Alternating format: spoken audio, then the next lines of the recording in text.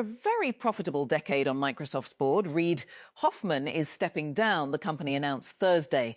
Hoffman joined the board after Microsoft bought his company LinkedIn for $26.2 billion in 2016. Hoffman was on Microsoft's board when it invested its first $1 billion into OpenAI in 2019. Hoffman was one of OpenAI's original investors and served on the model maker's board until he stepped down in 2023, citing too many potential conflicts of interest to continue.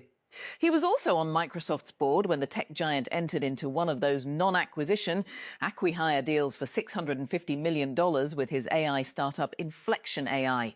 Microsoft hired Inflection co-founder Mustafa Suleyman through that deal. UK Prime Minister Keir Starmer has hit out at people trying to interfere in our democracy after US Vice President Jade Vance waded into a national controversy by blaming mass migration for the recent murder of a student. The killing of Henry Nowak, an 18-year-old white student, sparked a national outcry after it emerged that police officers had handcuffed him as he lay dying, inflicted by Sikh Mine Oi Vikram Digwai, a 23-year-old Sikh man, in an attack late last year. United States President Donald Trump has sought to reassure farmers hard hit by tariffs and the economic fallout of the US-Israeli war with Iran during a visit to Wisconsin. The stop in Chippewa Falls on Friday for a farming roundtable comes months before the midterm elections in November. Trump was seeking to bolster support for Republican US Representative Derek Van Orden, who has been targeted by Democrats hoping to take control of the chamber. South American electoral authorities may want to consider the soccer calendar when setting the date for the next vote. That seemed to be the lesson from Colombia, where the excitement for its first World Cup outing since 2018 spilled into the political arena ahead of a presidential runoff on June 21. Israel's military carried out a spate of attacks in Gaza, continuing its bombardment despite the ceasefire that remains in place on paper, as Palestinian factions prepare to convene in Egypt to discuss the enclave's future. In Friday morning's attack, an Israeli drone killed a young woman and injured at least 15 others in the southern Khan Yunis area, according to the Palestinian Wafa news agency. Italy's Flavio Cobolli said he was sad and happy at the same time after reaching his first Grand Slam final at the French Open on Friday, following the last-minute withdrawal due to illness of his last four opponent and compatriot Matteo Arnaldi. The 24-year-old 10th seed will meet Alexander Zverev in Sunday's final, which will produce a new major champion after the German second seed earlier moved past Jakub Mensik in the other semi-final. Iran's World Cup football players have been granted visas to enter the United States, according to a White House official, just 10 days before their first match in Los Angeles amid a conflict between the two countries. Iran's ambassador to Mexico, Abolfazl Pasandideh, said late on Thursday the squad had still not received their US visas, but these were granted overnight, the White House official said.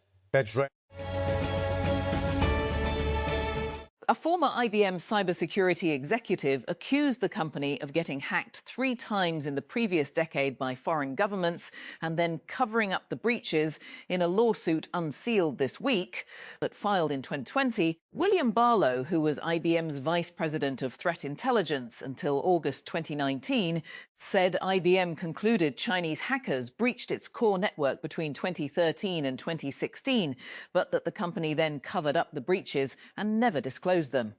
Barlow also said at least 2 IBM subsidiaries were also breached and that IBM covered up those breaches as well. WhatsApp is rolling out Meta Business AI Agent, an AI-powered assistant that helps businesses automate customer support and manage conversations with customers. The feature is now available to businesses worldwide, regardless of their size. It works with the latest WhatsApp business updates for Android and iOS. Businesses that do not see the feature on the latest tools page should update WhatsApp Business to the latest version.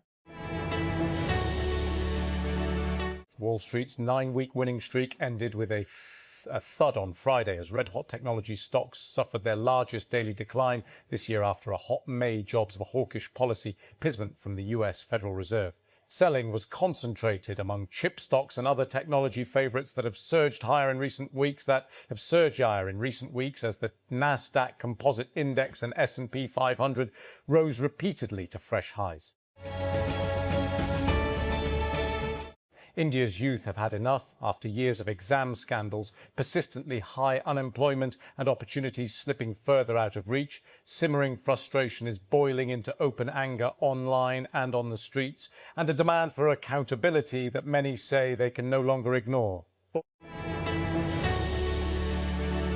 Anthropic is proposing that the world's top artificial intelligence companies come up with a coordinated way to pause development of advanced AI systems, warning that the technology is improving so quickly.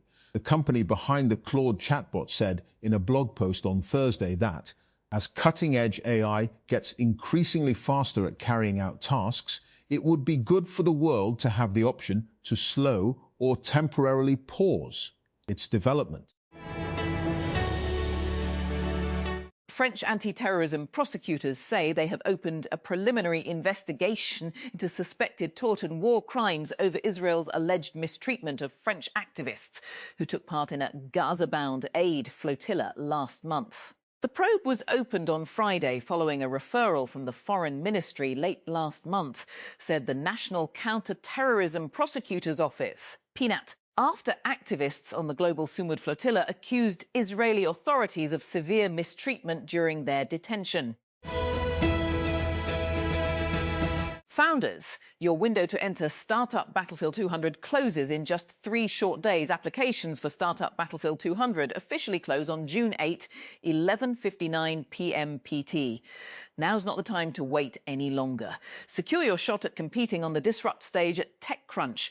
Disrupt 2026 this October at San Francisco's Moscone West.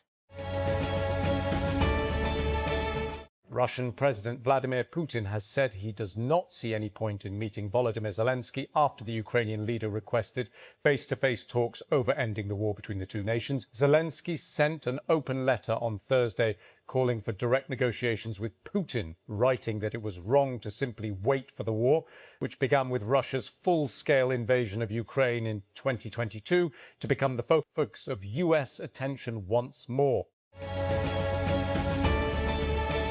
Russia's President Vladimir Putin has turned down an offer for in-person talks with his Ukrainian counterpart Volodymyr Zelensky, saying he sees no point in such a meeting for now. Putin delivered the remarks during Russia's flagship economic forum in St. Petersburg on Friday, a day after Zelensky shared an open letter appealing for a face-to-face meeting in which the two leaders could hash out an end to the war.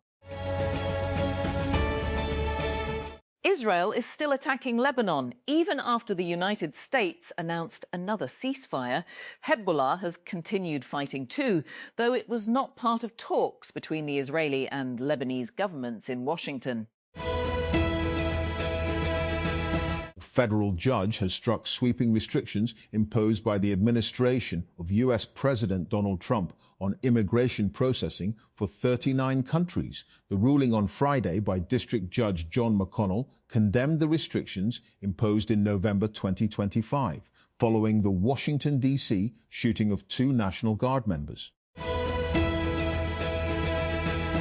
SpaceX has lined up another compute deal ahead of its historic IPO, this time with Google.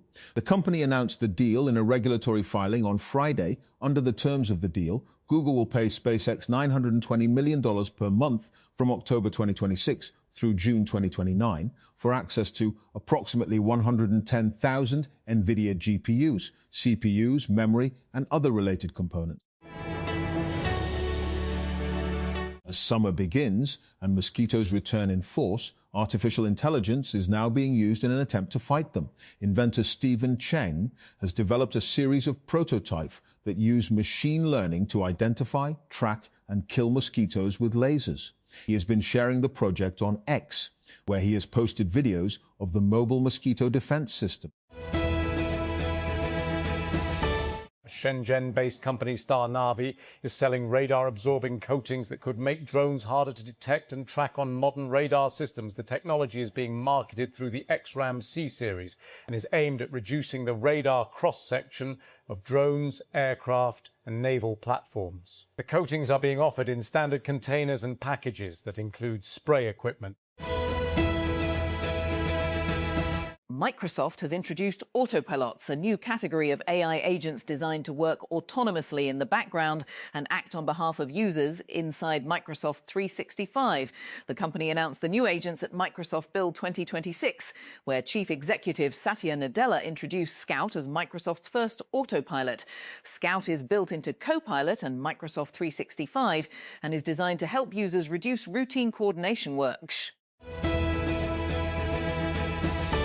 The government of Azad, Jammu and Kashmir on Friday declared the Joint Awami Action Committee, JA, a proscribed organisation, and placed it under the first schedule of the region's Anti-Terrorism Act 2014. The notification by AJK's Home Department said the group is engaged in terrorism and has acted in a manner prejudicial to peace and security of the state.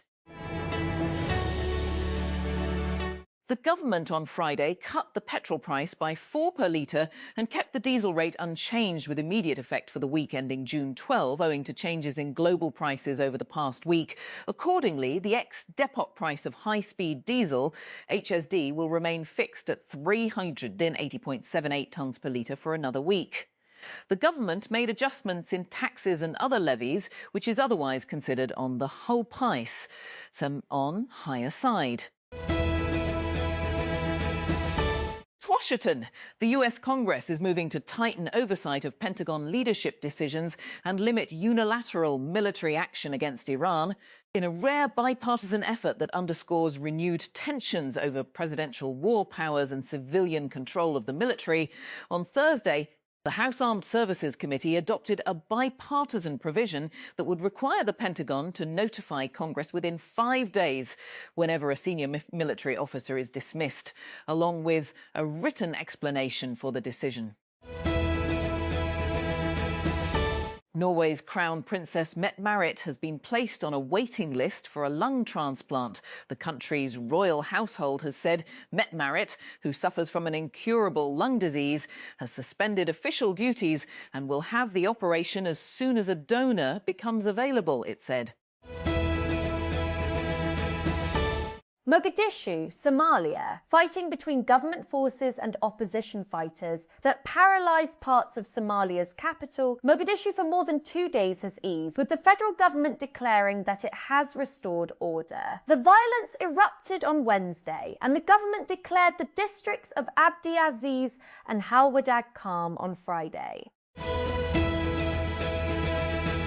On the coastal road in Khan Yunis in southern Gaza, 7 university students, 4 in medicine, 2 in dentistry, 1 in software engineering, are behind the counter of an ice cream parlour. One student takes the orders, hastily filling ice cream cups, adding nuts and toppings before handing them over to a line of customers with a smile.